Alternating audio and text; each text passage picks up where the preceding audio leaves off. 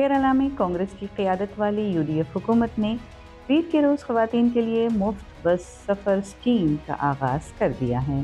वज़ीर आला वी सतीसन ने इसे नए केरला की तश्कील की तरफ एक फैसला कुन कदम करार दिया। अपोजिशन सीपीआईएम ने इस इफ्तिताही तकरीब का बैकआउट किया और कहा कि ये स्कीम सिर्फ केएसआरटीसी सर्विसेज तक ही महदूद है। बीजेपी ने भी एहतजाज करते हुए कहा कि यूडीएफ ने अपना वादा मुकम्मल तौर पर पूरा नहीं किया है। प्रियदर्शनी नामी इस स्कीम के आगाज़ के साथ केरला उन जनूबी रियासतों में शामिल हो गया है जहां ख़वातीन के लिए मुफ्त बस सफ़र की सहूलत है, जिनमें कांग्रेस की हुकूमत वाली कर्नाटक और तेलंगाना और दीगर रियासतें, आंध्र प्रदेश और तमिलनाडु शामिल हैं। वज़ीर आला ने ये स्कीम तिरुवनंतपुरम के थम्पनूर में केएसआरटीसी बस टर्मिनल पर शुरू की और इसे हुकूमत के लिए फ़ख्रिया लम्हा कहा।